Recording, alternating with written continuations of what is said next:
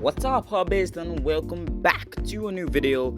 Today we're going to be building an inverter. Yeah, I know you're going to be asking me why am I now building an inverter, because my last video actually talked about a Chinese inverter which the claim is actually pure sine, which was not actually it, which I tested and reviewed. You can go check out the video. But in this video we're going to be building an inverter. Yeah, I saw a lot of posts on Facebook or Instagram or Google talking about these inverters and producing these inverters and making the videos as if these inverters are the true best. So in this video we're going to be building this square wave inverter. We're going to be telling the downfall of this inverter, the advantages, the disadvantages, and everything you need to know when you're building this inverter to know that it's actually not the best. Stay tuned, and if you haven't subscribed, hit the subscribe button.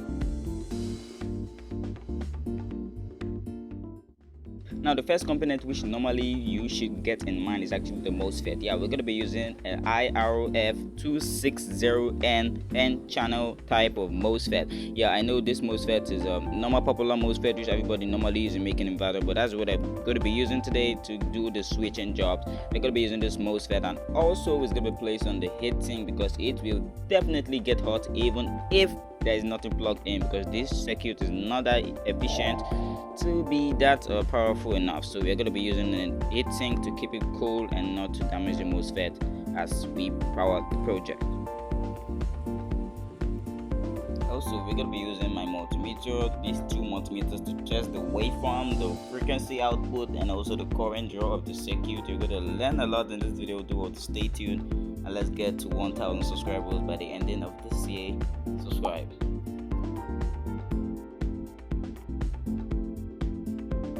Now, understanding my circuit, I'm going to be using a push-pull circuit. Yeah, I'm going to be using a push-pull configuration, which is actually a driver, which is actually going to be driving the MOSFET. And also, I'm going to be using the 555 timer IC chip to create my frequency. Yeah, I'm using 50 Hz in this process. I'm going to put in a potentiometer, which is actually going to adjust the frequency on what I want. But this is how my project is going. I'm going to be using the NE555 timer IC chip to make the frequency oscillation. Then the NE455 timer chip is going to be driven into the push-pull configuration, which is going to be connected to the MOSFET. Yeah, you're going to be asking me what the use of the push-pull configuration. The push-pull configuration helps to increase the voltage to be able to drive the MOSFET. Maybe directly the output of the 555 timer will be too small to drive the MOSFET. That is why the push-pull configuration is needed in between the connection for us to increase the voltage, to turn on the MOSFET and turn off the MOSFET very well. I'm going to be using the S8050 and also the S8550, which is actually the PNP and the NPN transistors. I'm going to be using 2 transistors for one MOSFET and 2 transistors for one MOSFET, which is the NPN and the PNP, and the NPN and the PNP, and some other resistors for base current and all this kind of stuff. I'm going to be going into detail in that. This is just a brief intro which I just want to let you know. And also for the transformer, I'm going to be using a 100 amperes center tap transformer on my project. Yeah, you can use any other transformers, like I'm using the step up version. Yeah, it's actually stepping up the 12 volt to 240 volt. You can use your own type of transformers that match with your country voltage, but for my country we are using 240 volt, so I'm using this transformer which actually step up to 12 volt into 240 volt in this project.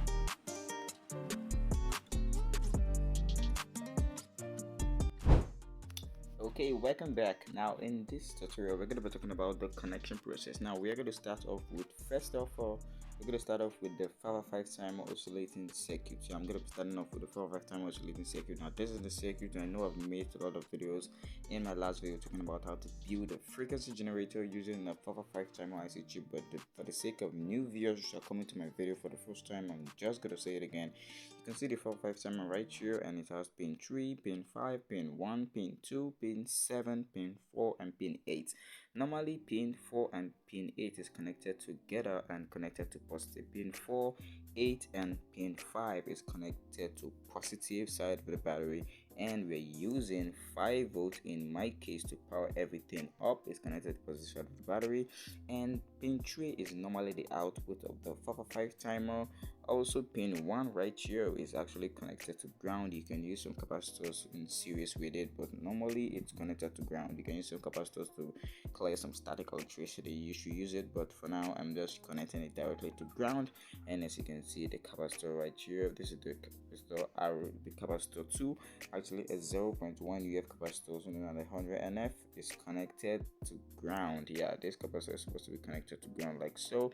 Then the other end of the capacitor is connected to pin 2 and 6. Also, you can see the potentiometer right here. I'm using a 103 potentiometer, which is actually 100k. Yeah, I'm using a 100k potentiometer as a root 2 of my resistor, and you can see my R1 right here. I'm using the 4.7 kilo ohms resistor, which is actually connected to the positive side of the battery, which I haven't done yet.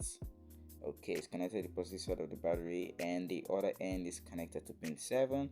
Then the one end of the potentiometer is connected to that pin 7, and the wiper and the other end of the potentiometer are connected together and connected to pin 6. And that same point is where the capacitor is connected, and this is where allows the capacitor to charge and discharge. Yeah, R2 is the resistor responsible for the charge and discharge of a capacitor 2.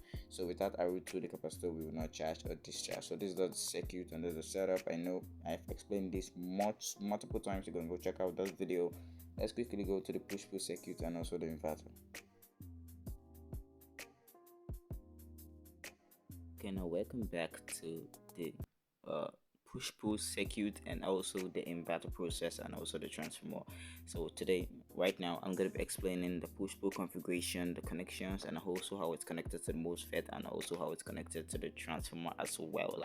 Now, as you can see here, you can see 4 transistors right here. This is actually the NPN transistor. Yeah, from right, this is actually the PL. You actually the PNP. Sorry, this is actually the PNP. This is the NPN. This is the PNP, and also this is the NPN. Now, if you watch closely, those 2 transistors are connected together. The 2 emitters of the transistors are connected together, then connected to one gate MOSFET. Yeah, the 2 emitters are connected together, then they are connected to one of the n-channel MOSFET gates. You can see right here, these 2 MOSFETs right here are actually the n-channel type of MOSFET, which I'm using to make this inverter possible. So the 2 emitters are joined together and then connected to the gate of the MOSFET, so as the other one you can see right here. And you have to pay attention very well. The PNP type of transistor collector is connected to ground, while the NPN type of transistor collector is connected to PCC positive. So pay attention, you need to connect these. If you miss this connection, your circuit is not going to work, so you have to pay good attention to this right now. So as this one, you can see right here, the PNP the NPN type of transistor collector is connected to the positive side, while the PNP collector is connected to ground. You can see it right here. Sorry for the misconnection. You can see it right here. The PNP is connected to ground, while the NPN is connected to positive right here. Now also you can see the base. I added 4 resistors right here, but I'm using 1 kilo ohm resistor.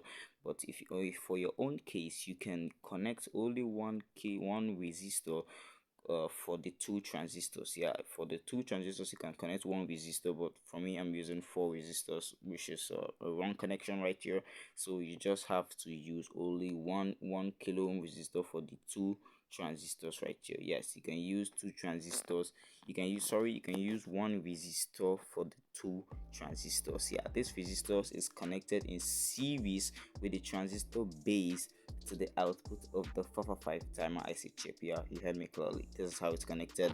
The base of the transistors are connected in series with this resistor to the output of the 455 timer IC chip. As I said earlier, you can use 1 resistor to connect the 2 bases to the 455 timer IC chip. If you don't want to follow my way, you can just try this alternative way, which I'm telling you either may work perfectly well. Now you actually can see the two N channel MOSFET right here. The two N channel MOSFET source are connected together, then to ground. Yeah, you can see it right there. The two source of the MOSFET pin is actually connected together and connected to ground.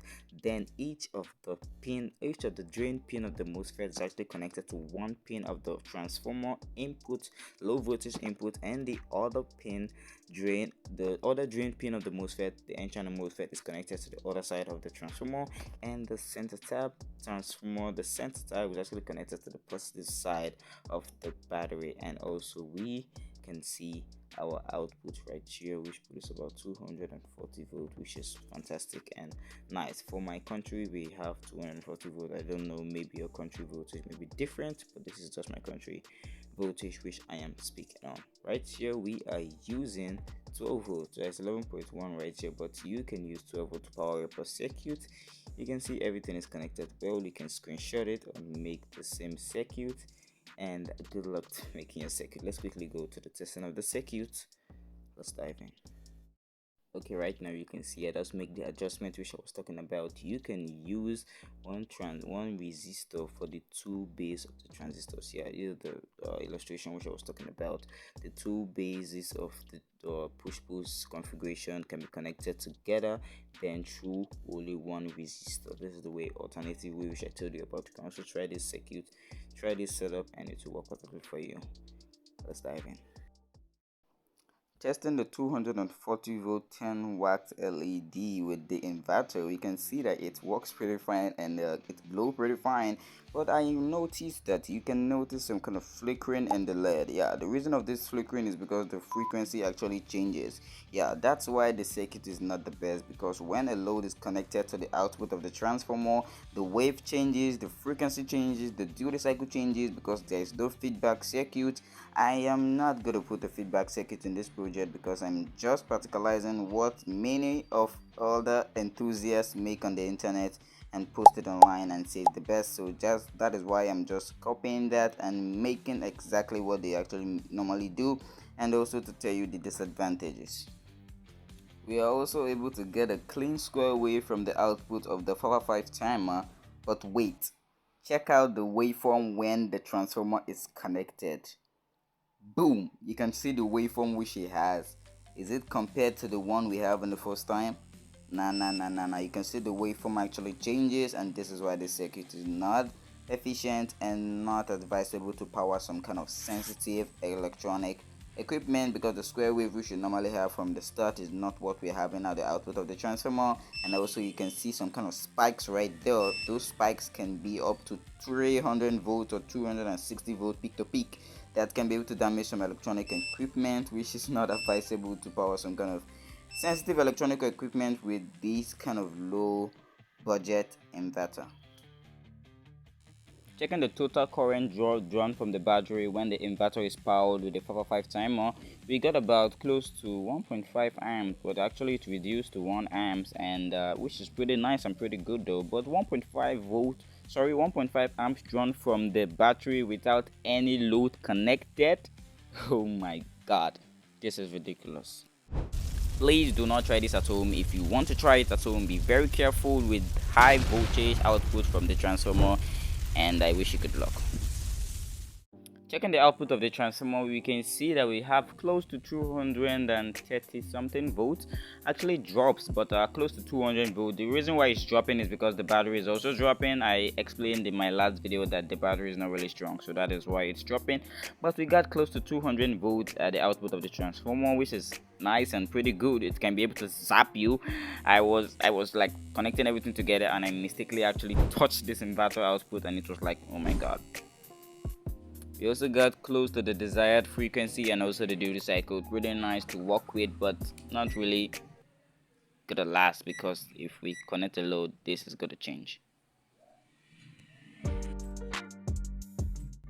Just want to say thank you very much for watching this video to the ending. I really appreciate you. Do want to hit the like button and also subscribe to my channel. I hope you learned something new, and I hope you also understand the disadvantages of this project, which they actually claims is the best on the internet, and you should not fall for that again. Thank you very much, and I'll see you in the next one.